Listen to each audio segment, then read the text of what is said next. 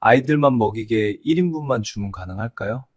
한겨울 작은 돈가스 가게 앞에 네 식구가 서 있었습니다. 아버지는 낡은 점퍼 하나로 바람을 막으며 품 안에 아이들을 끌어당기고 어머니는 아이들 손을 꼭 쥔 채 가게 유리문 너머를 가만히 바라보았죠. 두 아이의 뺨은 추위에 발갛게 얼어 있었고 아버지의 눈빛에는 부끄러움과 간절함이 뒤섞여 있었습니다. 불과 몇 달 전까지만 해도 이 가족은 달랐습니다. 지방 소도시의 작은 아파트, 주말이면 아이들 웃음소리가 넘쳐나던 그 집에서 이들은 그 어떤 부유한 가족 부럽지 않은 행복을 누리던 사람들이었으니까요. 어떻게 이 가족이 이 차가운 거리 위에 서게 된 걸까요? 이야기 시작 전에 구독과 좋아요 부탁드립니다. 그럼 이야기 속으로 들어가 보겠습니다. 2017년 가을 경상남도의 한 소도시 박민호 35의 평범한 가장이었습니다. 건설회사 현장 관리직으로 일하며 월급쟁이의 삶에 충실했고 아내 김은경과 함께 딸 은정이, 아들 은호를 키우며 작은 아파트에서 살고 있었죠. 큰 욕심 없이 그냥 이렇게 살면 충분하다고 생각했던 사람이었습니다. 아내 은경도 마찬가지였습니다. 마트 파트타임으로 가게를 보태며 아이들 밥 챙기고 남편 도시락 싸고 그러면서도 늘 웃음을 잃지 않던 사람이었으니까요. 5살 딸 은정이는 생기발랄한 아이였고 3살 아들 은호는 누나 뒷공무니를 졸졸 따라다니며 누나 나도 를 입에 달고 살았습니다. 가진 것은 많지 않았지만 이 가족에겐 그것으로 충분했습니다. 그 일이 있기 전까지는 민호에게 큰아버지가 연락해 온 건 2017년 초여름이었습니다.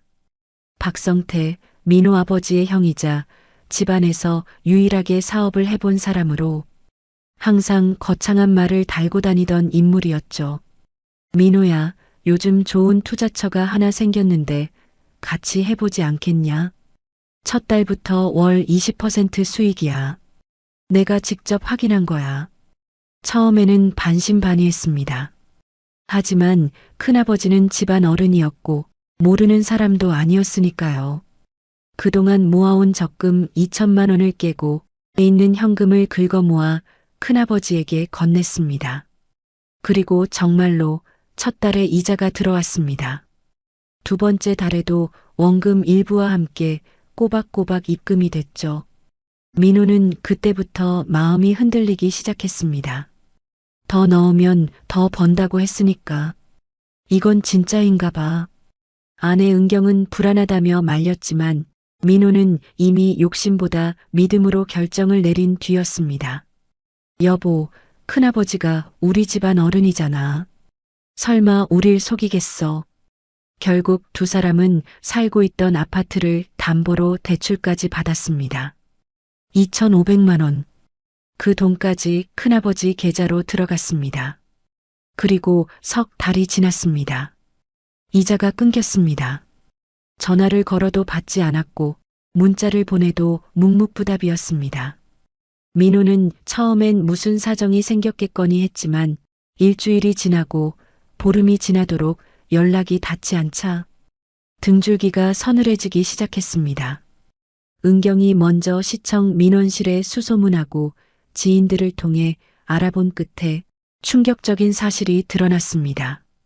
큰아버지는 민호뿐 아니라 민호 아버지, 친척들, 지인들 수십 명에게서 수억 원을 끌어모아 이미 해외로 도주한 뒤였습니다. 전형적인 폰지 사기였습니다. 처음 몇 달 이자는 새로 들어온 투자금으로 지급한 것이었고 어느 순간 잔금이 바닥나자 아무것도 남기지 않고 사라진 거였죠.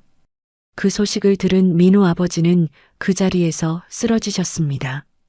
형에게 배신당한 충격, 자식까지 피해를 입혔다는 자책이 칠순을 바라보는 노인의 심장을 그대로 내리쳤던 거였습니다.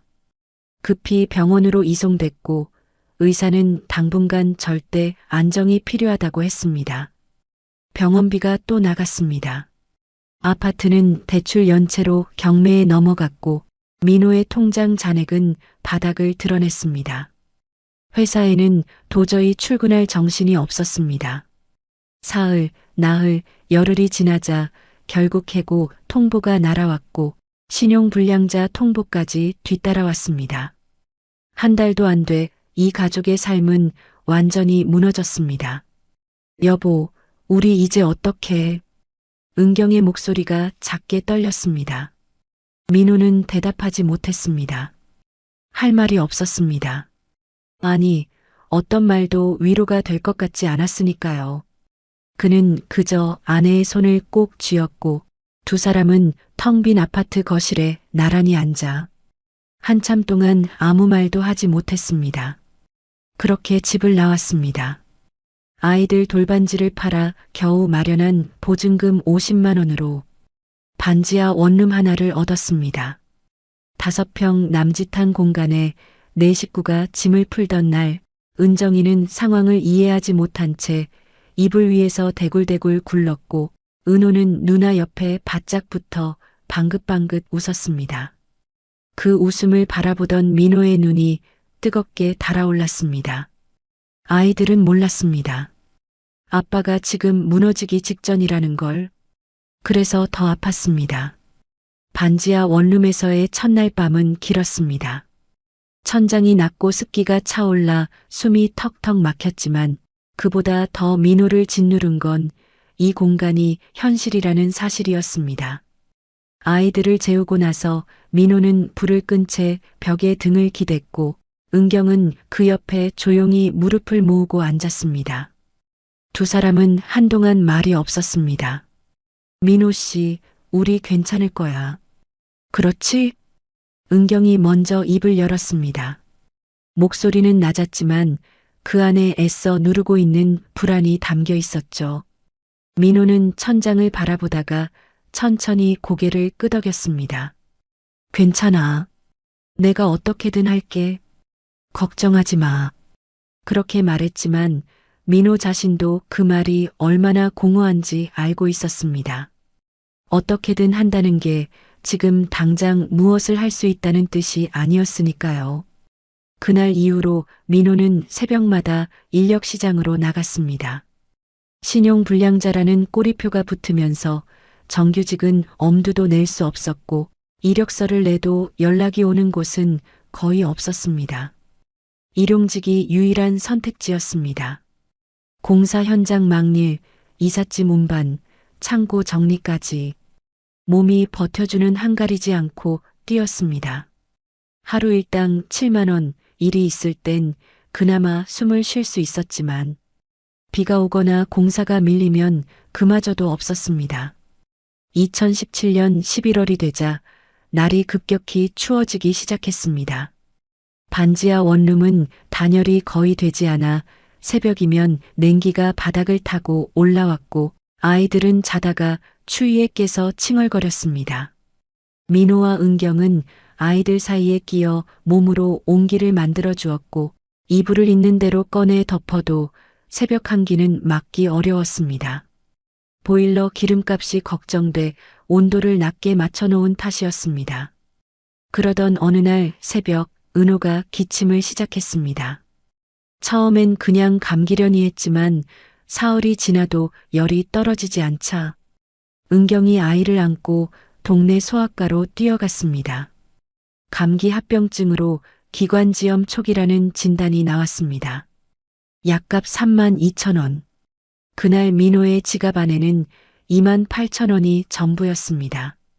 은경은 접수대 앞에서 잠시 멈칫하다가 조용히 카드를 내밀었습니다.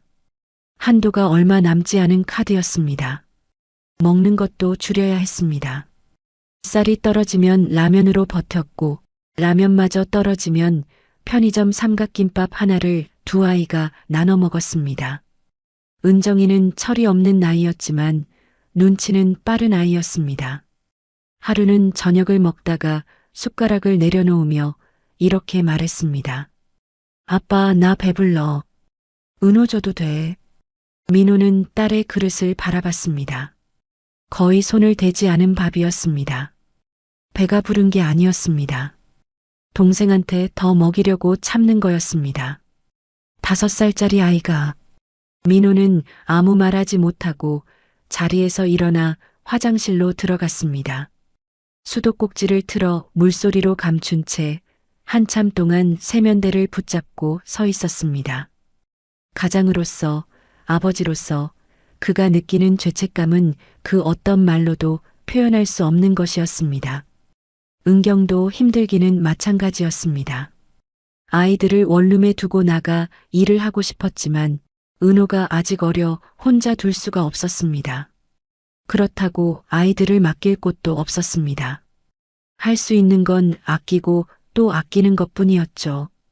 채소는 시장 마감 시간에 맞춰 반값에 사고 비누 하나를 샴푸 대신 쓰며 자신의 밥을 반 이상 아이들 그릇에 덜어주었습니다. 그렇게 두 사람은 서로에게 괜찮다고 말하면서 각자가 얼마나 무너져 내리고 있는지를 숨겼습니다. 겨울이 깊어갈수록 형편은 나아지지 않았고 원룸 월세 마감일은 어김없이 돌아왔습니다. 그 와중에도 민호는 한 가지를 잊지 않고 있었습니다. 딸 은정이의 생일이 다가오고 있다는 것을. 사기를 당하기 전에 은정이 생일엔 패밀리 레스토랑에서 가족 파티를 열었습니다. 케이크에 초를 꽂고 온 가족이 박수를 치며 생일 축하 노래를 불렀죠. 그 기억이 민호의 머릿속에서 지워지지 않았습니다. 올해는 딸에게 뭔가 해줄 수 있을까? 일당을 받은 날 저녁 민호는 지갑을 열어 안을 들여다봤습니다. 10,000원짜리 몇 장이 전부였습니다. 그는 천천히 지갑을 닫으며 눈을 감았습니다. 그리고 며칠 뒤 은정이가 조심스럽게 말했습니다. 아빠, 나 돈가스 먹고 싶어. 그 한마디가 민호의 가슴에 깊이 박혔습니다. 은정이 생일은 2월의 어느 평일이었습니다. 아침에 눈을 뜨자마자 은정이가 이불을 박차고 일어나 아빠, 오늘 내 생일이야 하고 외쳤습니다. 민호는 눈을 비비며 웃어 보였습니다. 그래, 우리 은정이 생일이지. 뭐 먹고 싶어? 은정이는 잠시 손가락을 꼽다가 눈을 반짝이며 대답했습니다. 돈가스? 짧고 명확한 한마디였습니다. 민호는 그 말을 듣는 순간 가슴 한켠이 찌릿하게 내려앉았지만 애써 표정을 감추며 고개를 끄덕였습니다. 그래, 돈가스 먹으러 가자. 점심 무렵 네 식구는 함께 골목을 걸었습니다. 은호는 누나 손을 잡고 총총총 발걸음을 옮겼고 은경은 아이들 뒤에서 민호의 눈치를 살폈습니다. 지갑 안에는 13,000원이 있었습니다. 메뉴판 확인도 하기 전에 이미 계산은 끝나 있었습니다. 동네에서 가장 저렴하다고 소문난 돈가스 집을 찾아 골목 안쪽으로 들어섰습니다. 오래된 간판에 손으로 쓴 메뉴판, 기름 냄새가 배어든 낡은 문. 그 앞에 서서 민호는 잠깐 멈췄습니다. 유리문 너머로 두어 테이블에 손님이 앉아 있었고 주방에서 고기 튀기는 소리가 가득 흘러나오고 있었습니다. 민호는 천천히 문을 열고 안으로 들어섰습니다. 20대 초반쯤 되어 보이는 젊은 종업원이 다가왔습니다. 어서 오세요. 몇 분이세요? 네, 넷입니다. 종업원이 메뉴판을 건넸고 민호는 그것을 펼쳐들었습니다. 돈가스 1인분 6,500원. 민호의 손이 메뉴판 위에서 잠깐 멈췄습니다. 아이들 먹이고 나면 남는 게 없었습니다. 그는 메뉴판을 조심스럽게 내려놓으며 종업원을 바라봤습니다. 저기 죄송한데요. 혹시 1인분만 주문해도 될까요? 아이들이 먹고 싶다고 해서 왔는데 사정이 좀 있어서요. 종업원의 표정이 굳었습니다. 식당에서 네 식구가 들어와 1인분만 달라는 말이 영 달갑지 않은 모양이었습니다. 종업원은 잠시 민호 가족을 훑어보더니 잠깐만요. 하고는 주방 쪽으로 들어갔습니다. 주방 안에는 최연숙이 있었습니다. 올해 61살 이 돈가스 집을 20년 넘게 운영해온 사장이었습니다. 건물도 몇 채 가지고 있고 이 가게가 들어선 3층짜리 건물도 그녀 소유였지만 여전히 매일 이른 아침부터 직접 주방에 서는 사람이었죠. 남편 없이 혼자 아들 하나를 키우며 억척스럽게 살아온 말보다 손이 먼저 움직이는 그런 사람이었습니다. 종업원에게 이야기를 들은 현숙은 주방 입구에서 홀을 내다봤습니다. 문 쪽 테이블에 앉은 네 식구가 눈에 들어왔습니다. 낡은 점퍼 차림의 남자, 그 옆에 조용히 앉은 여자, 그리고 메뉴판을 손가락으로 짚어가며 속닥이는 두 아이. 딸아이가 돈가스 그림을 가리키며 생긋 웃는 게 보였습니다. 현숙은 잠시 그 모습을 바라보다가 앞치마에 손을 닦으며 종업원에게 말했습니다. 2인분 내드려. 하나는 서비스로. 네, 들었잖아. 2인분 내드리라고. 종업원이 고개를 갸웃하며 홀로 나갔고 현숙은 다시 튀김솥 앞으로 돌아섰습니다. 사정이 있겠거니 그것으로 충분했습니다. 테이블에 돈가스 2접시가 놓였을 때 민호는 눈을 깜빡이며 종업원을 바라봤습니다. 저희 1인분만 시켰는데요. 사장님이 하나는 서비스래요. 민호는 말을 잇지 못했습니다. 은경도 입술을 꾹 다물었습니다. 은정이와 은호는 그런 사정을 모른 채 돈가스 앞에 앉아 숟가락을 들고 두 눈을 빛냈습니다. 누나, 빨리 먹어. 응, 은호 많이 먹어. 민호는 아이들이 돈가스를 먹는 모습을 바라보다가 주방 쪽을 향해 조용히 고개를 숙였습니다. 보이지 않는 곳에서 지켜보고 있을 누군가에게 보내는 인사였습니다. 식사를 마치고 계산대 앞에서 민호는 다시 한번 감사 인사를 전했고 현숙은 주방에서 나오지 않았습니다. 그것이 이 두 사람의 첫 번째 만남이었습니다. 다음 날 저녁 민호는 다시 그 가게 앞에 섰습니다.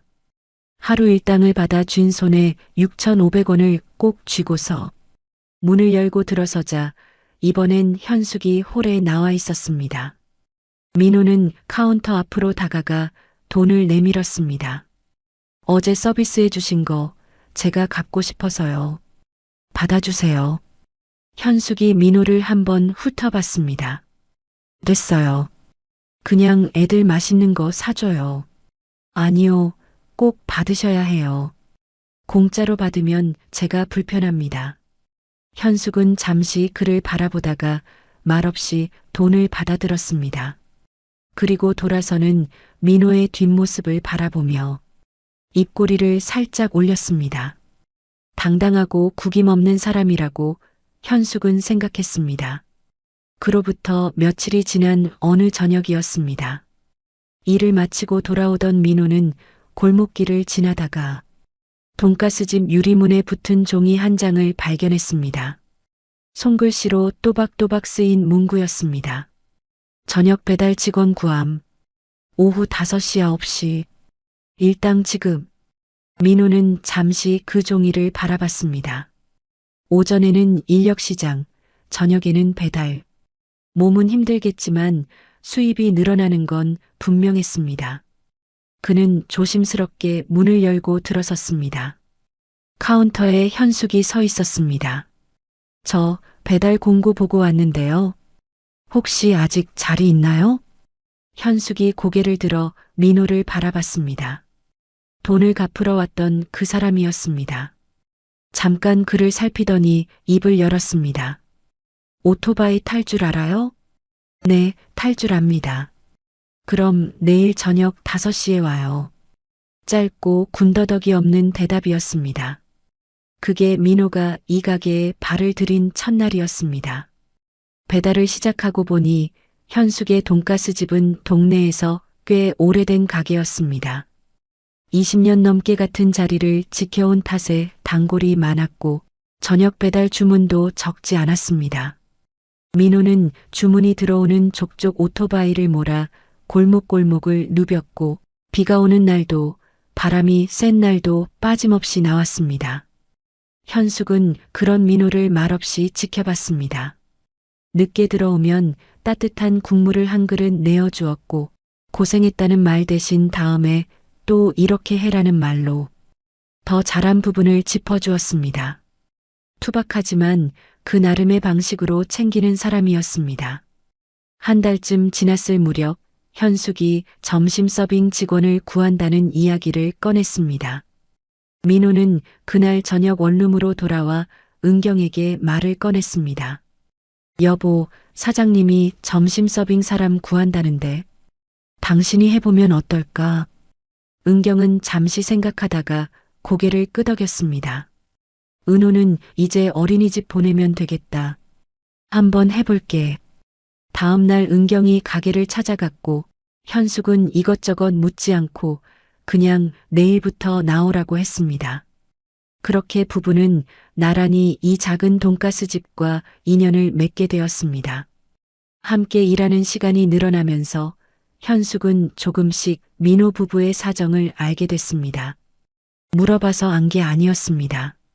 일하는 사람을 오래 곁에서 보다 보면 어떤 사람인지 자연스럽게 보이는 법이니까요.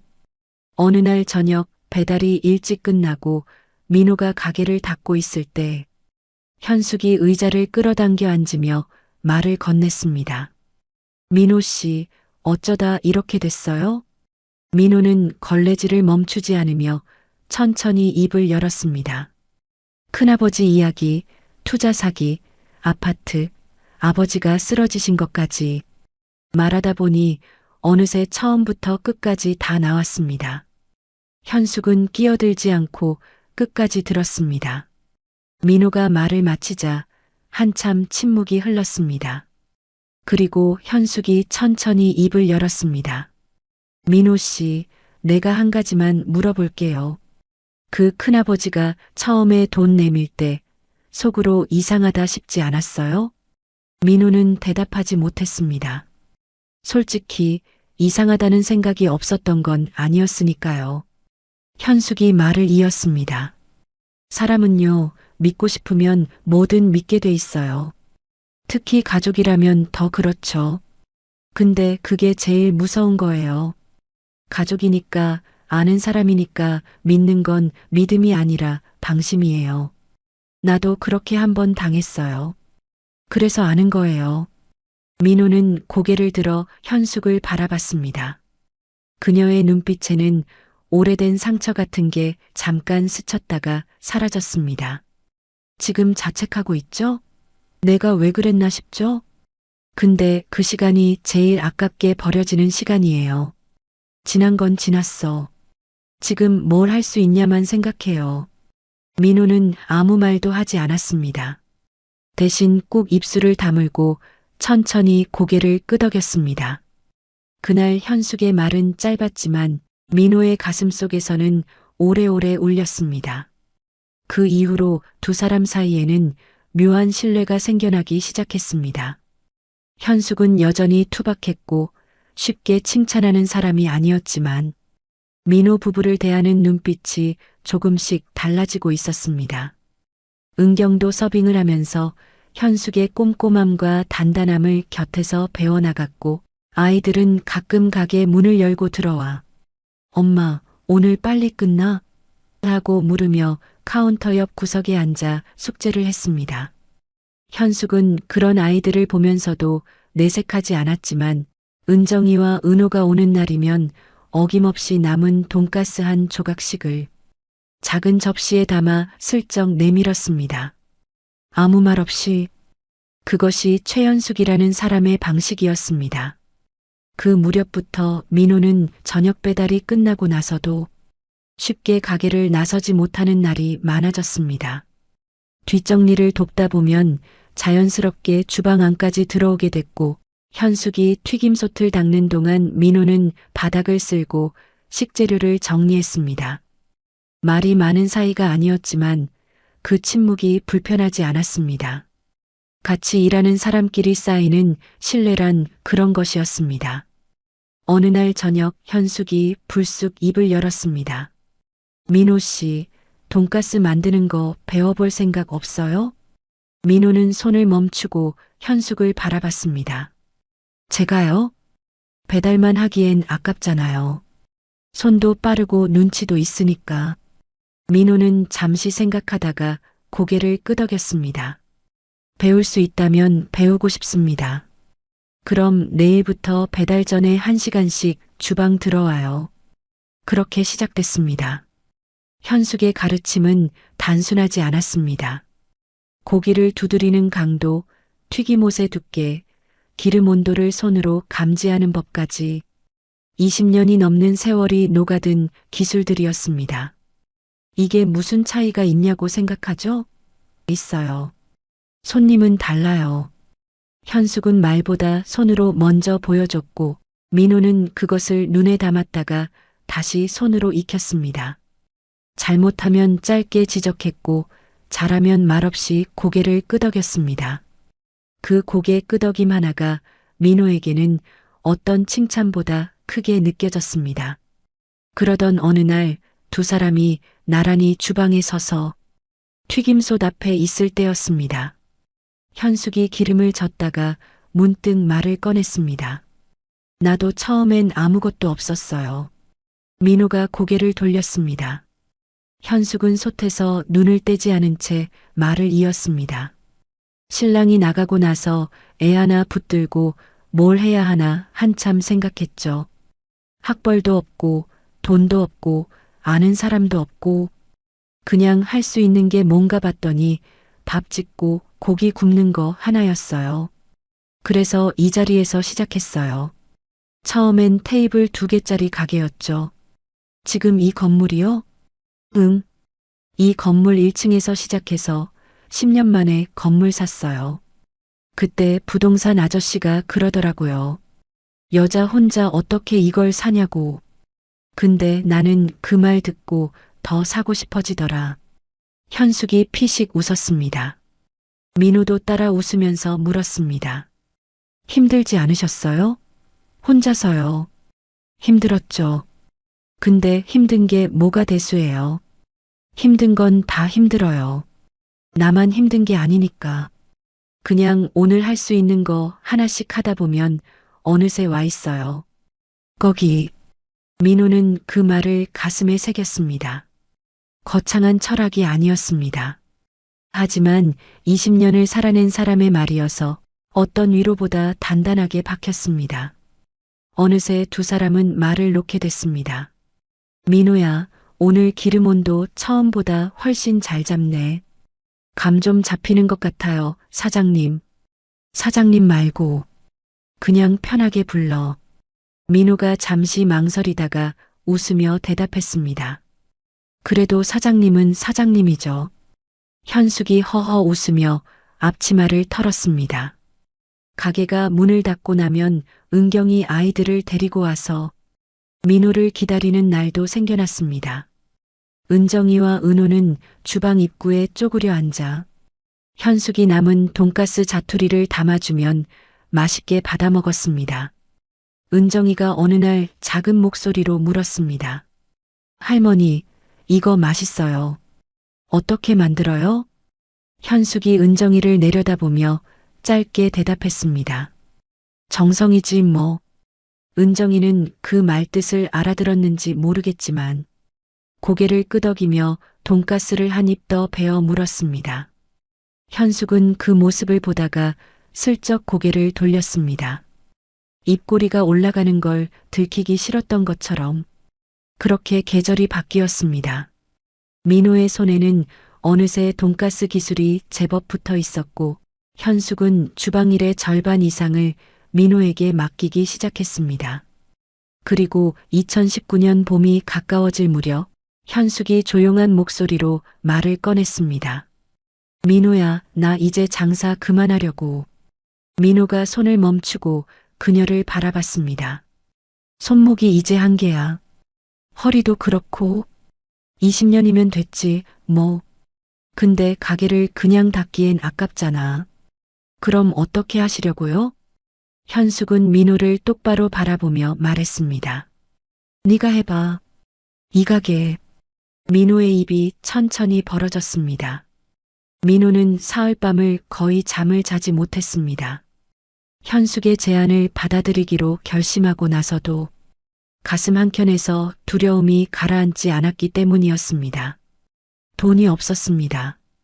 가게를 인수하려면 권리금과 초기 재료비가 필요했는데 신용불량자였던 민호에게 그 돈을 마련할 방법이 없었습니다.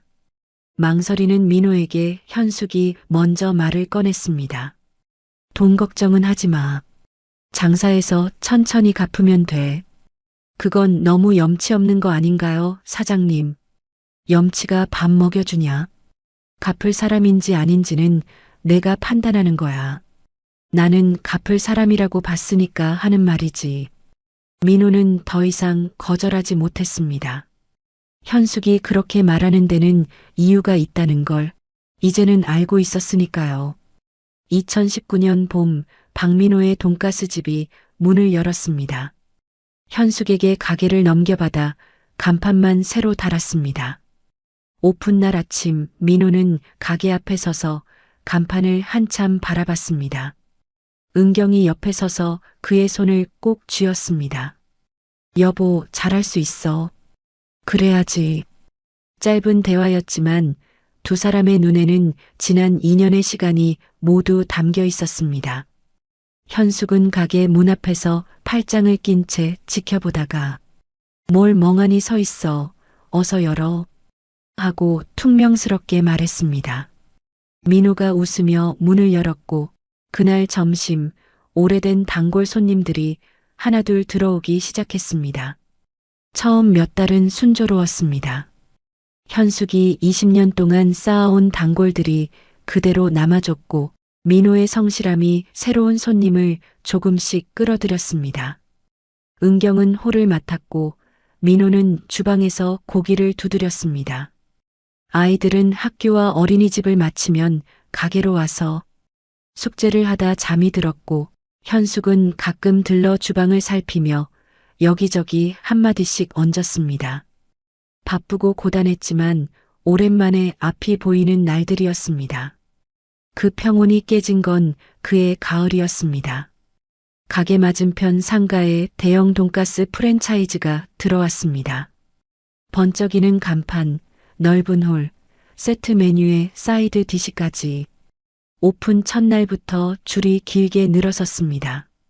그 다음 날부터 민호의 가게는 달라졌습니다. 점심시간인데도 테이블 절반이 비어 있었고 저녁엔 한두 팀만 들어오다 문을 닫는 날도 생겼습니다. 일주일이 지나고 한 달이 지났습니다. 매출이 전달 대비 절반 가까이 떨어졌습니다. 민호는 매일 밤 매출 장부를 펼쳐놓고 숫자를 들여다봤습니다. 현숙에게 갚아야 할 돈이 남아 있었고 재료비와 임대료는 매달 빠져나갔습니다. 숫자가 빨갛게 물들어가는 걸 바라보며 민호는 처음으로 이게 안 되는 건 아닐까 라는 생각이 들었습니다. 은경도 느끼고 있었습니다. 텅 빈 홀을 닦으면서 혹은 주문이 뜸한 주방을 들여다보면서 아무 말하지 않았지만 표정이 말하고 있었습니다. 어느 날 저녁 문을 닫고 나서 민호가 의자에 털썩 앉으며 말했습니다. 여보, 나 요즘 자꾸 흔들려. 은경이 그 옆에 앉아 잠시 민호를 바라봤습니다. 그럼 흔들려. 안 흔들리는 게 이상한 거지. 근데 여보, 우리 여기까지 어떻게 왔는지 잊지 마. 민호는 아내의 말에 대답 대신 깊게 숨을 들이켰습니다. 며칠 뒤 현숙이 가게에 들렀습니다. 홀을 한 바퀴 둘러보고 주방에 들어와 민호 옆에 섰습니다. 한동안 말이 없다가 먼저 입을 열었습니다. 맞은편 때문이지? 네. 메뉴 바꾸거나 가격 낮출 생각하고 있어? 민호가 솔직하게 대답했습니다. 생각은 해봤는데 그게 맞는 건지 모르겠어서요. 현숙이 고개를 저었습니다. 따라가지 마. 저쪽이 크다고 우리가 작아지는 게 아니야. 저쪽은 저쪽 손님이 있고 우리는 우리 손님이 있어. 20년 동안 이 자리 지켜온 게 뭔지 알아?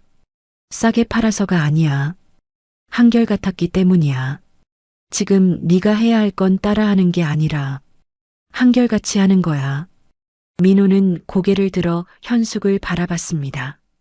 근데 사장님, 한결같이 하다가 문 닫으면요? 현숙이 잠시 민호를 바라보다가 짧게 대답했습니다. 그건 그때 가서 생각해. 아직 안 닫았잖아. 투박한 말이었지만 민호는 그 말에서 이상하게 힘이 났습니다. 현숙이 돌아서며 덧붙였습니다. 그리고 민호야, 어려운 사람 보이면 그냥 지나치지 마. 내가 너한테 그랬던 것처럼 그게 돌아와. 꼭. 민호는 그 말의 의미를 그때는 다 알지 못했습니다. 하지만 나중에, 훨씬 나중에 그 말을 다시 떠올리게 되리라는 걸 그는 아직 몰랐습니다. 현숙이 떠난 뒤 민호는 다시 주방으로 들어가 고기를 꺼내 두드리기 시작했습니다. 한 번, 두 번, 세 번. 흔들리는 마음을 손으로 누르듯이 묵묵히. 프랜차이즈와의 싸움은 생각보다 오래 걸렸습니다. 한 달, 두 달, 석 달이 지나도록 맞은편 가게의 줄은 줄지 않았고 민호의 테이블은 여전히 절반쯤 비어있는 날이 많았습니다. 그러던 어느 날 저녁 민호는 홀을 정리하다가 배달앱을 물끄러미 들여다봤습니다. 리뷰가 쌓여 있었습니다. 고기 두께가 남달라요. 여기 돈가스는 뭔가 달라요. 집밥 같아요. 민호는 그 리뷰들을 읽으며 천천히 생각을 굴렸습니다. 그리고 다음 날부터 움직이기 시작했습니다. 배달 메뉴를 정비하고 밀키트 구성을 새로 짰습니다. 현숙에게 배운 레시피를 손질해서 집에서도 쉽게 만들 수 있도록 구성했고 인터넷 판매 채널을 직접 만들어 하나씩 올렸습니다. 처음 한 달은 주문이 손에 꼽을 만큼 적었지만 두 달째 들어서자 입소문이 나기 시작했고 석 달이 지나자 밀키트 주문이 가게 매출을 따라잡을 만큼 늘어났습니다. 맞은편 프랜차이즈는 밀키트를 팔지 않았습니다. 민호가 찾아낸 틈이었습니다. 현숙은 그 소식을 듣고 짧게 웃으며 말했습니다. 거 봐. 따라가지 말라고 했잖아. 2020년이 되자 민호는 체인 확장을 시도했습니다. 가게 하나로는 현숙에게 빌린 돈을 갚는 속도가 더뎠고 밀키트 수요가 커지면서 생산 규모를 늘려야 할 필요도 있었습니다. 인근 도시에 첫 번째 체인점을 냈고 그곳에 믿을 만한 사람을 점장으로 앉혀야 했습니다. 민호가 선택한 사람은 이재훈이었습니다. 처음 배달 직원으로 들어와 주방 보조까지 한 사람으로 민호가 직접 돈가스 만드는 법을 가르치며 3년 가까이 키워온 직원이었습니다. 재훈 씨, 나 혼자서는 한계가 있어. 같이 해봐. 이재훈은 고개를 끄덕이며 말했습니다. 사장님 믿고 맡겨주세요. 최선을 다하겠습니다. 민호는 그 말을 믿었습니다. 믿어도 된다고 생각했습니다. 체인점은 초반에 빠르게 자리를 잡는 듯 했습니다. 하지만 확장 비용이 예상보다 컸습니다. 인테리어, 설비, 인건비까지 자금이 빠르게 소진됐고 본점 수익으로 체인점 적자를 메우다 보니 민호의 통장은 다시 바닥을 향해 달려가기 시작했습니다. 은경에게는 괜찮다고 했지만 밤마다 장부를 들여다보는 민호의 얼굴은 날이 갈수록 창백해졌습니다. 그리고 2021년 초봄 청천벽력 같은 소식이 들어왔습니다. 체인점 점장 이재훈이 사라졌습니다. 연락이 두절된 건 어느 월요일 아침이었고 민호가 급히 체인점으로 달려가 보니 냉장고는 반쯤 비어 있었고 직원들은 어리둥절한 표정으로 서 있었습니다. 점장님이 지난 금요일에 짐 챙겨서 나가셨어요. 다음 주부터 나오지 않아도 된다고 하셨어요. 민호는 그 자리에서 모든 걸 파악했습니다. 이재훈은 체인점을 운영하면서 거래처 연락처를 빼돌렸고 민호의 레시피를 그대로 들고 나가 인근 도시에 자기 이름을 건 돈가스 집을 차렸습니다. 민호가 3년 동안 직접 가르치고 먹이고 월급 올려준 사람이었습니다. 그 사실을 확인하는 순간 민호의 손이 떨렸습니다. 분노인지 허탈함인지 구분이 안 됐습니다. 큰아버지에게 당했을 때와 다른 종류였지만 배신이라는 감각은 똑같이 온몸을 훑고 지나갔습니다. 체인점은 점장 없이 돌아갈 수가 없었습니다. 결국 문을 닫아야 했고 그동안 쏟아부은 자금은 고스란히 손실이 됐습니다. 본점도 자금이 묶이면서 재료 수급이 흔들렸고 밀키트 주문을 제때 맞추지 못하는 날도 생겼습니다. 민호는 밤새 혼자 주방에 남아 부족한 물량을 채우며 잠을 줄여가며 버텼습니다. 은경이 어느 새벽에 가게로 찾아왔습니다. 민호 씨, 나도 할게. 같이 하자. 민호는 고개를 들다가 아내의 얼굴을 보고 잠시 말을 잃었습니다. 당신까지 이러지 않아도 돼. 같이 시작한 거잖아. 나만 빠질 수 없어. 두 사람은 그날 새벽 나란히 주방에 서서 해가 뜰 때까지 일했습니다. 무너지지 않으려는 게 아니었습니다. 이미 많이 무너진 상태에서 그래도 다시 서보려는 것이었습니다. 현숙이 그 소식을 듣고 가게에 들렀을 때 민호는 아무 말도 하지 않았습니다. 현숙도 한동안 말이 없었습니다. 그러다가 주방을 나서며 짧게 한마디를 남겼습니다. 사람한테 또 당했네. 민호가 쓴웃음을 지었습니다. 그럴게요, 사장님. 근데 민호야. 네. 그래도 너는 사람을 믿었기 때문에 여기까지 온 거야. 그게 잘못은 아니야. 민호는 그 말을 듣고 한참 고개를 숙이고 있었습니다. 자금나는 반년이 넘도록 민호의 발목을 잡았지만 포기하지 않는 사람을 완전히 쓰러뜨리지는 못했습니다. 민호는 체인점 손실을 본점 수익으로 조금씩 메워나갔고 밀키트 거래처를 새로 발굴하며 매출을 다시 끌어올렸습니다. 이재훈이 빼돌린 레시피가 아깝지 않냐는 은경의 말에 민호는 담담하게 대답했습니다. 레시피는 베껴도 손맛은 못 베껴. 그리고 나한테는 사장님이 계시잖아. 그 말이 빈말이 아니었습니다. 현숙은 이후로도 가끔 주방에 들러 민호가 놓친 부분을 짚어주거나 새로운 재료 수급처를 귀띔해주며 옆에 있었습니다. 2022년 봄이 왔습니다.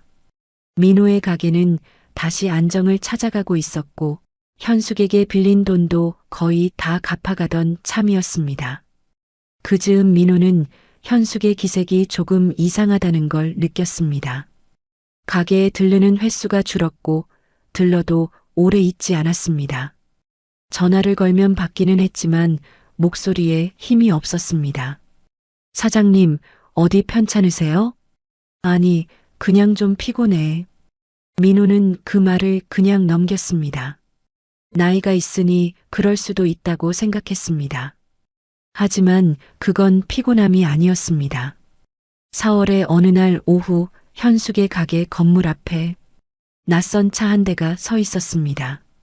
서울 번호판이었습니다. 잠시 후 30대 중반으로 보이는 남자가 건물 계단을 올라갔습니다. 현숙의 아들 최준혁이었습니다. 서울에서 음식점 2개를 운영하며 사업을 키워가던 사람이었는데 몇 달 전부터 연락이 뜸해졌다는 걸 현숙은 내심 이상하다고 여기고 있었습니다. 3층 현숙의 집안에서 어떤 이야기가 오갔는지 아래층에서는 알 수 없었습니다. 그러나 1시간쯤 뒤 준혁이 계단을 내려오는 발소리가 유난히 무거웠고 그 직후 현숙의 전화가 민호에게 걸려왔습니다. 목소리가 달랐습니다. 민호야, 나 좀 와줄 수 있어? 민호는 앞치마를 벗으며 바로 대답했습니다. 지금 바로 갈게요, 사장님. 3층 집 문을 열고 들어서자 현숙이 소파에 앉아 있었습니다. 두 손을 무릎 위에 올려놓은 채 창밖을 바라보고 있었습니다. 민호는 조용히 맞은편에 앉았습니다. 현숙이 천천히 입을 열었습니다. 준혁이가 사업을 말아먹었어. 네. 서울에서 가게 2개 내고 무리하게 확장했다가 다 날렸어. 빚이 몇 억이래. 민호는 말을 잇지 못했습니다. 현숙이 계속 말을 이었습니다. 목소리는 떨리지 않았지만 그 담담함이 오히려 더 아팠습니다. 근데 그 애가 빚 막으려고 이 건물을 담보로 대출을 받았어. 내 도장이랑 서류가 어떻게 됐는지는 모르겠는데 은행에서 연락이 왔어. 연체가 됐다고. 이대로면 경매 넘어간대. 민호의 등줄기가 서늘해졌습니다. 이 건물이 어떤 곳인지 민호는 알고 있었습니다. 현숙이 테이블 2개짜리 가게에서 시작해 20년 동안 손목이 닳고 허리가 굽도록 일해서 처음으로 산 건물이었습니다. 1층에서 돈가스를 튀기고 3층에서 잠을 자며 이 건물 하나로 아들을 키우고 노후를 준비해 온 사람이었습니다. 사장님, 준혁 씨가 직접 그 말을 한 거예요? 응. 어쩔 수가 없다고. 자기도 어쩔 수 없었다고. 현숙의 목소리가 거기서 처음으로 끊겼습니다. 내가 그 애 하나 보고 살았는데 그 말 한마디에 20년이 담겨 있었습니다. 남편 없이 혼자 키운 아들, 그 아들이 잘 되는 걸 보고 싶어서 쉬지 않고 일했던 세월이 그 한마디 안에 다 들어 있었습니다. 민호는 아무 말도 할 수 없었습니다. 어떤 말도 이 순간에 맞지 않는다는 걸 알았기 때문이었습니다. 그로부터 이틀 뒤 민호에게 전화가 왔습니다. 현숙이 쓰러졌다는 연락이었습니다.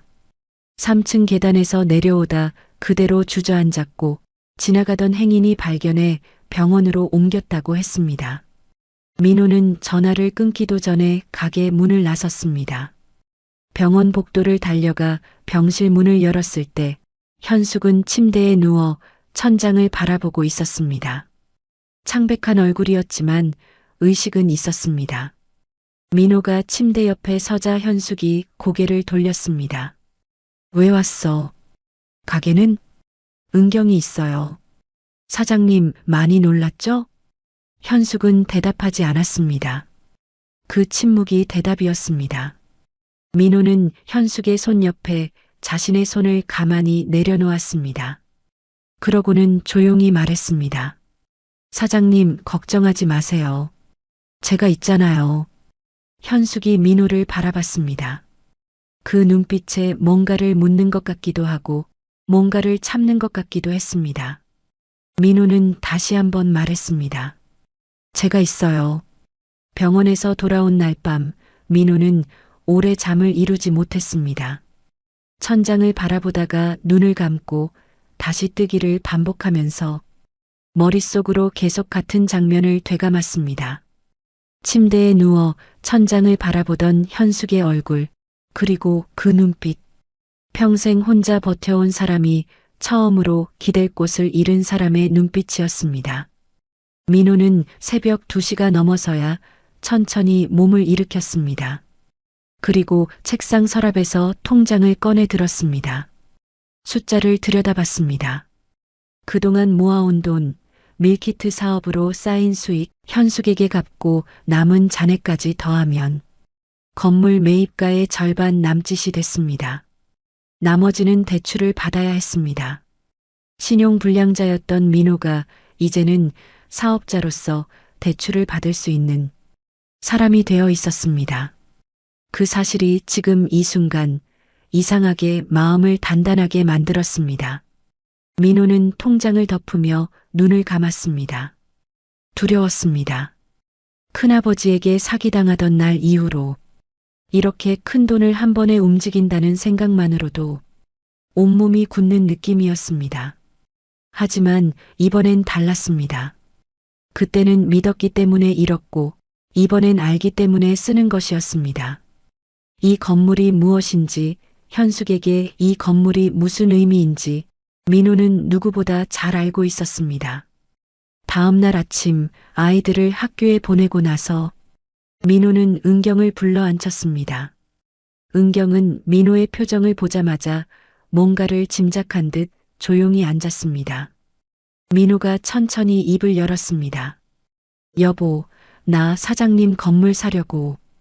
은경이 잠시 민호를 바라봤습니다. 경매 넘어가기 전에 내가 먼저 매입하는 거야. 그리고 사장님한테 돌려드리려고.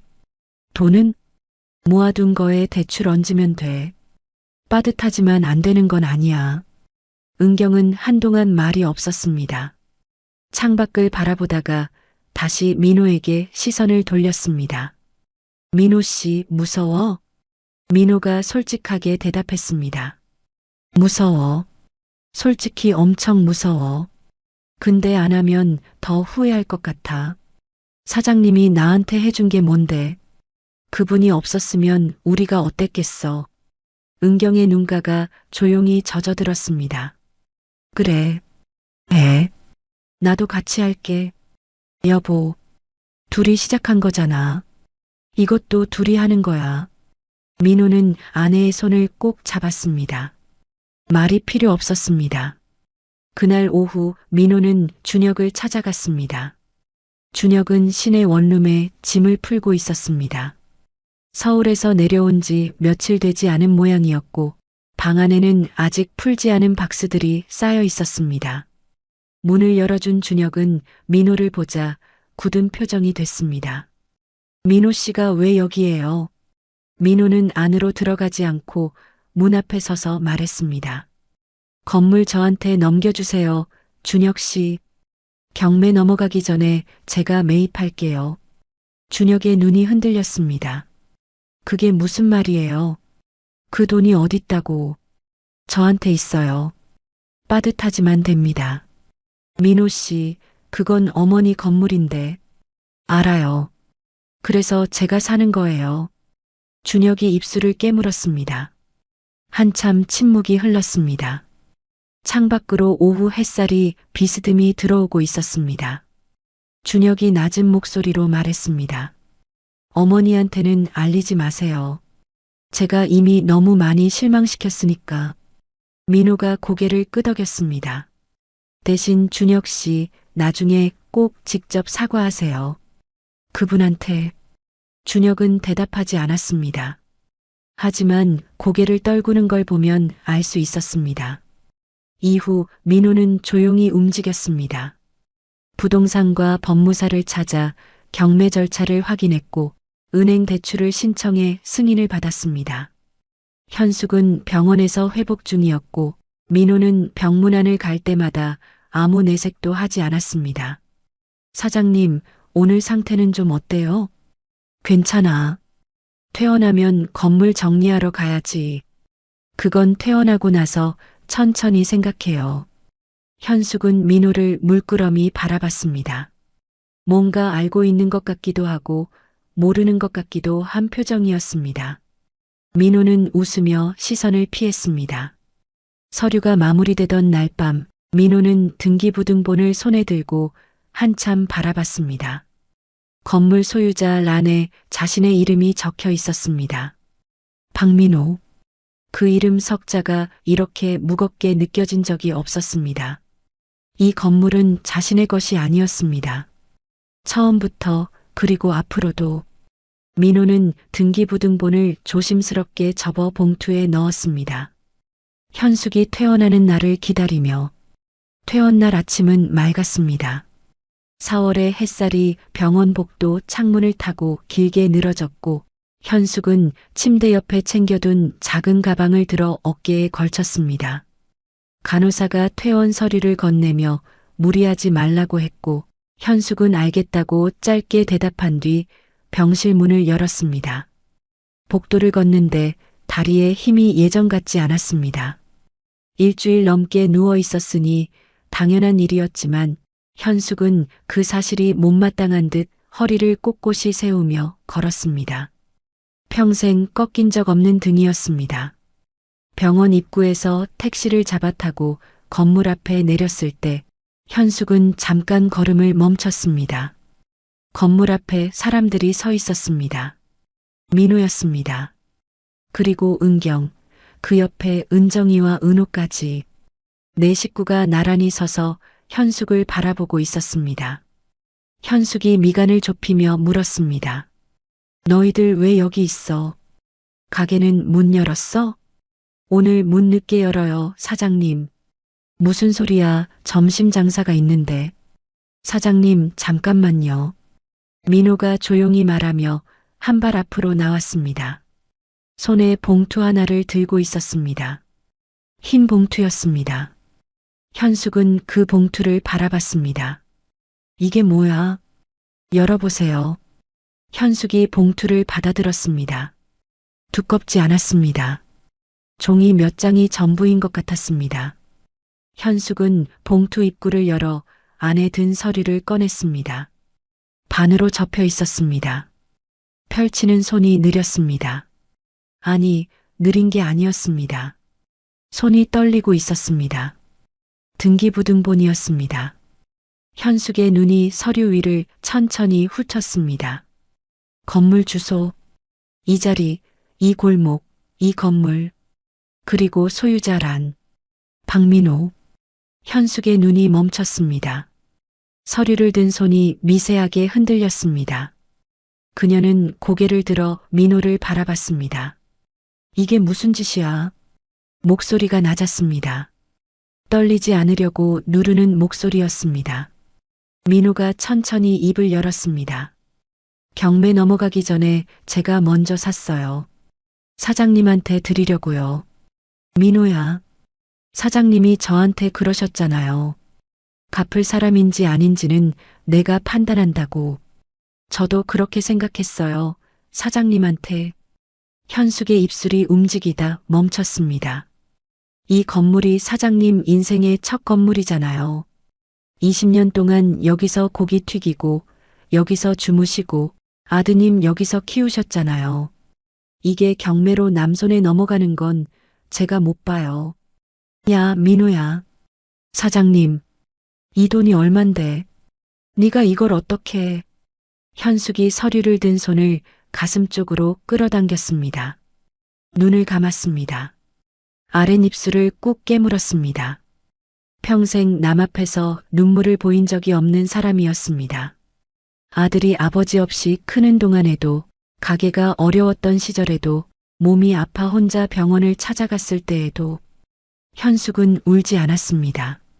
그런데 지금 이 골목 한복판에서 65살의 이 여자가 처음으로 무너지고 있었습니다.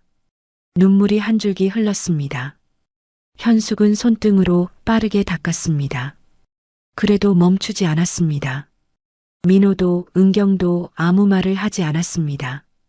그 침묵이 오히려 현숙을 더 무너지게 만들었습니다. 그때 작은 목소리가 들렸습니다. 은정이었습니다. 10살짜리 아이가 조용히 현숙 앞으로 걸어가더니 두 팔을 벌려 현숙의 허리를 꼭 안았습니다. 할머니, 울지 마요. 현숙이 그 작은 팔을 느끼며 눈을 감았습니다. 잠시 후 은호도 누나 옆으로 달려와 현숙의 옆구리에 얼굴을 묻었습니다. 할머니, 저도 있어요. 현숙의 어깨가 한번 크게 들썩였습니다. 그리고 그 어깨가 천천히 내려앉았습니다. 20년 동안 꼿꼿하게 세워온 등이 처음으로 조금 굽었습니다. 현숙은 두 아이의 머리 위에 손을 얹었습니다. 아무 말도 하지 않았습니다. 할 수가 없었습니다. 한참이 지났습니다. 현숙이 천천히 고개를 들어 민호를 바라봤습니다. 눈이 빨갛게 부어 있었습니다. 민호야. 네, 사장님. 너 참 못된 놈이야. 민호가 피식 웃었습니다. 못되게 배웠으니까요. 누구한테 배웠는지 아시죠?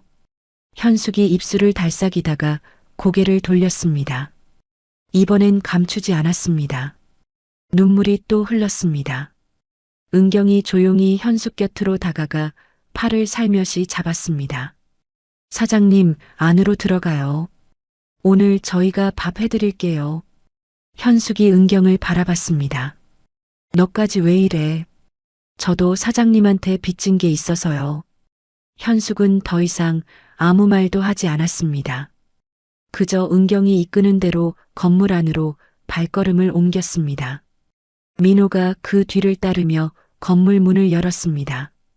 3층짜리 낡은 건물, 1층에서 20년 동안 돈가스를 튀기고 3층에서 혼자 잠을 청하던 그 건물이 오늘도 그 자리에 서 있었습니다.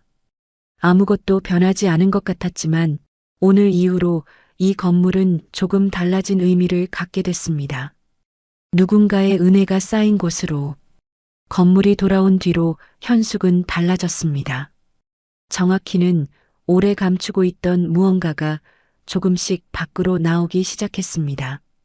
예전에는 가게에 들러도 주방을 한 바퀴 훑고 한마디 얹은 뒤 올라가곤 했는데 요즘은 홀 의자에 앉아 커피 한 잔을 마시며 민호 가족과 시간을 보내는 날이 생겼습니다. 아이들이 숙제를 하러 가게에 오면 그 옆에 앉아 은정이 문제집을 들여다보기도 했고 은호가 그림을 그려내밀면 냉장고에 붙여두기도 했습니다. 말이 많아진 건 아니었습니다. 하지만 전보다 오래 머물렀습니다. 그것만으로 충분했습니다. 준혁이 찾아온 건 그로부터 2달쯤 뒤였습니다. 오후 늦게 가게 문을 열고 들어선 준혁은 홀에 앉아있던 현숙과 눈이 마주치자 그 자리에 굳었습니다. 민호는 주방에 있다가 인기척을 느끼고 고개를 내밀었습니다. 준혁과 눈이 마주쳤습니다. 민호는 조용히 앞치마를 벗으며 말했습니다. 저 잠깐 나갔다 올게요, 사장님. 현숙이 아무 말하지 않았습니다. 민호가 가게 문을 닫으며 나가자 홀 안에는 2사람만 남았습니다. 준혁이 천천히 현숙 앞 의자를 끌어당겨 앉았습니다. 한참 말이 없었습니다. 창밖으로 오후 햇살이 기울고 있었고 가게 안은 조용했습니다. 준혁이 먼저 입을 열었습니다. 어머니, 죄송합니다. 현숙은 아들을 바라보지 않았습니다. 커피잔을 감싸 쥔 채 탁자 위를 바라보고 있었습니다. 준혁이 말을 이었습니다. 변명 같은 거 하려는 게 아니에요. 그냥 잘못했다고 하고 싶어서 왔어요. 어머니 건물인 걸 알면서도 제가 함부로 했어요. 어머니가 그 건물 사려고 얼마나 일했는지 알면서도 현숙이 입술을 꾹 다물었습니다. 나한테 물어봤어야지. 네. 왜 안 물어봤어? 준혁이 고개를 숙였습니다. 창피했어요. 사업 망했다는 말을 어머니한테 못하겠어서요. 어머니한테 실망시키고 싶지 않았는데 결국 제일 나쁜 방식으로 실망시켰어요. 현숙이 천천히 아들을 바라봤습니다. 눈빛이 복잡했습니다. 분노인지 안쓰러움인지 아니면 그 둘이 한꺼번에 섞인 건지. 준혁아, 네 어머니. 그 건물 민호가 샀어. 알고 있지? 알아요. 부끄럽지 않아? 남이 내 어미 건물 지킨 거. 준혁이 아무 말도 하지 못했습니다. 고개가 더 깊이 숙여졌습니다. 현숙이 한참 아들을 바라보다가 낮게 말했습니다. 다시는 이러지 마. 힘들면 힘들다고 해. 망했으면 망했다고 해. 그게 창피한 게 아니야. 혼자 감추다가 이렇게 되는 게 창피한 거야. 준혁의 눈가가 붉어졌습니다. 어머니, 저 어떻게 하면 돼요? 현숙이 짧게 대답했습니다. 다시 시작해.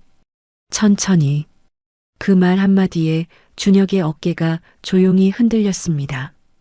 현숙은 아들의 손 위에 자신의 손을 가만히 얹었습니다. 꽉 쥐지 않았습니다. 그냥 얹었습니다. 그것으로 충분했습니다. 민호가 가게 문을 열고 들어왔을 때 2사람은 나란히 앉아 창밖을 바라보고 있었습니다. 민호는 아무것도 묻지 않고 주방으로 들어가 커피 2잔을 더 내왔습니다. 그로부터 몇 달이 지난 어느 저녁이었습니다. 가게 문을 닫고 나서 민호 가족과 현숙이 1층 홀에 둘러앉아 늦은 저녁을 먹고 있었습니다. 현숙이 직접 만든 된장찌개와 돈가스 자투리를 안주 삼아 어른들은 소주 한 잔씩 기울였고 아이들은 콜라를 컵에 따라 마시며 제잘거렸습니다. 은정이가 젓가락으로 돈가스를 찍으며 현숙에게 말했습니다. 할머니, 이거 진짜 맛있어요. 아빠 것보다 더 맛있어. 민호가 억울한 표정을 지었습니다. 야, 은정아.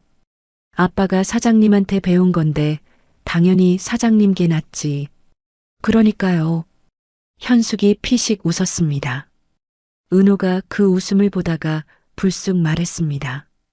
할머니, 저희 할머니 없거든요.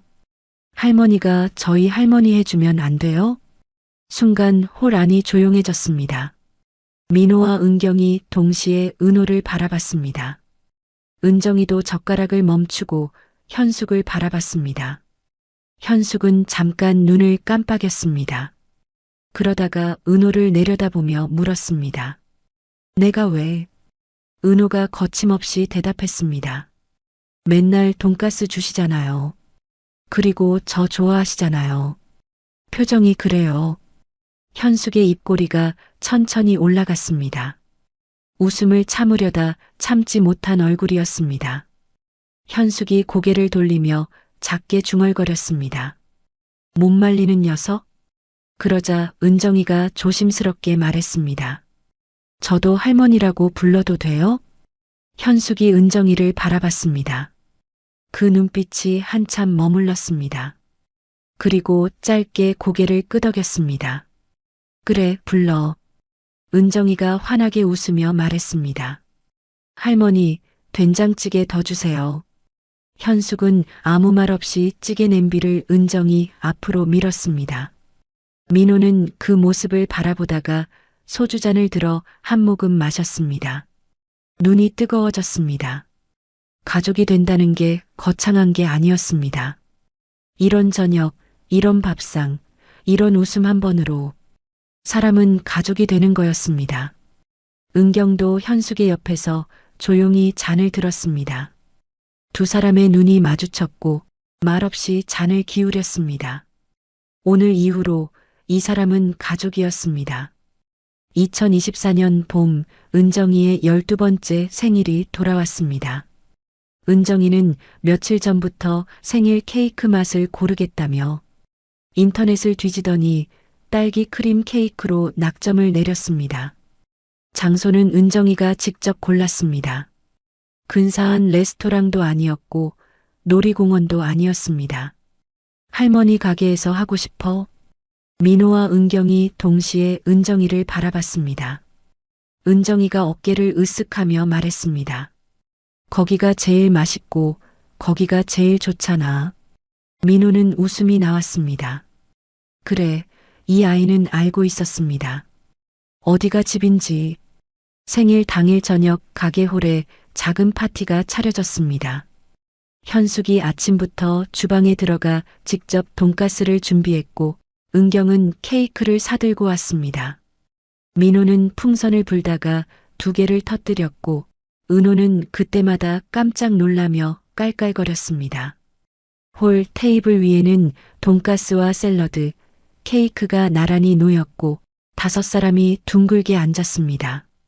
현숙, 민호, 은경, 은정, 은호. 혈연으로 묶인 사람들이 아니었습니다. 하지만 이 자리에서 이 순간만큼은 그 어떤 가족보다 가족이었습니다. 촛불을 꽂고 불을 붙였습니다. 12개의 작은 불꽃이 흔들렸습니다. 민호는 그 불꽃을 바라보다가 문득 6년 전 겨울이 떠올랐습니다.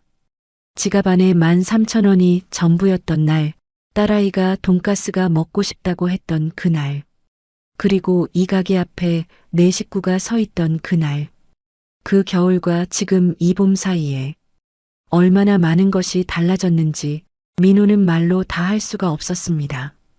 자, 은정아. 소원 빌어.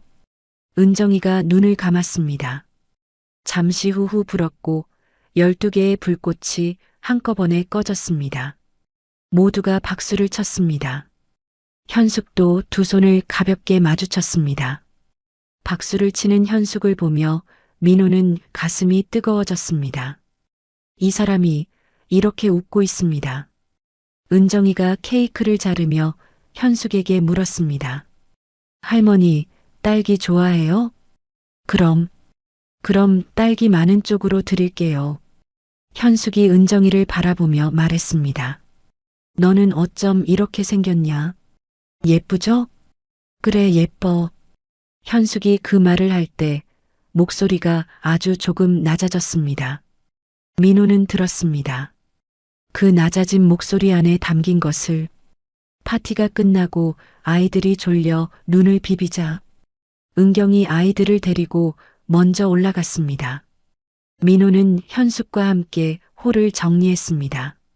두 사람이 나란히 테이블을 닦으며 잠시 말이 없었습니다. 현숙이 먼저 입을 열었습니다. 민호야, 너 요즘 가게 어때? 잘 되고 있어요. 밀키트 주문도 꾸준하고. 그래, 잘하고 있어. 현숙의 칭찬은 언제나 짧았습니다. 하지만 그 짧음 안에 오래된 신뢰가 담겨 있었습니다. 민호가 걸레를 정리하다가 말을 꺼냈습니다. 사장님, 사실 요즘 하나 하고 있는 게 있어요. 뭔데? 어려운 손님 오시면 한 접시씩 더 드려요. 사장님이 저한테 그러셨던 것처럼요. 현숙이 손을 멈추고 민호를 바라봤습니다. 그리고 말없이 다시 테이블을 닦았습니다. 잠시 후 현숙이 낮게 말했습니다. 그래, 그게 맞아. 더 이상의 말은 없었습니다. 하지만 민호는 알았습니다. 그 말 안에 사장님이 하고 싶었던 말이 전부 들어있다는 걸. 큰아버지 소식이 들어온 건 그 무렵이었습니다. 해외에서 붙잡혔다는 연락이었습니다. 수사기관을 통해 민호에게도 연락이 왔고 변호사를 통해 합의를 요청해 왔습니다. 민호는 짧게 답했습니다. 합의 없습니다. 법대로 하세요. 더 이상의 감정은 없었습니다. 분노도 억울함도 용서하고 싶다는 마음도 그냥 법이 할 일을 법이 하면 된다고 생각했습니다. 민호는 수화기를 내려놓고 잠시 창밖을 바라봤습니다. 그리고 앞치마를 두르며 주방으로 들어갔습니다. 오늘도 고기를 두드려야 했습니다.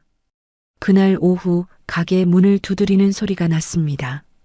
문을 열어보니 초등학생쯤 되어 보이는 아이들이 서 있었습니다. 아이들 뒤로 젊은 여자가 눈을 내리깔고 서 있었는데 낡은 점퍼 차림에 손을 꼭 쥐고 있었습니다.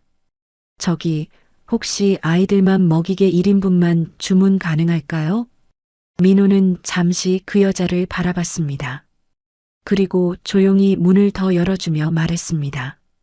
들어오세요. 주방으로 돌아온 민호는 돈가스 2접시를 준비했습니다. 하나는 주문한 것, 하나는 서비스였습니다. 현숙이 자신에게 그랬던 것처럼 말없이 그냥 세상은 그렇게 돌고 있었습니다. 받은 온기를 다음 사람에게 건네는 방식으로 박민호 가족의 이야기는 여기서 끝이 납니다. 친척에게 사기를 당하고 거리로 나앉았던 가족이 작은 돈가스 집 앞에서 간절하게 문을 두드렸던 그날부터 이 이야기는 시작됐습니다. 돌아보면 그 문을 열어준 건 최현숙 사장님이었지만 그 문 앞에 서기까지 버텨낸 건 민호와 은경이었습니다. 사람은 혼자 일어서지 않습니다. 누군가의 손이 먼저 내밀어지고 그 손을 잡을 용기가 있을 때 비로소 일어서게 됩니다. 그리고 언젠가는 자신이 그 손이 되는 날이 옵니다. 오늘도 들어주셔서 감사합니다. 이 이야기가 위로가 됐다면 구독과 좋아요 부탁드리고요. 그럼 다음 이야기에서 또 뵙겠습니다.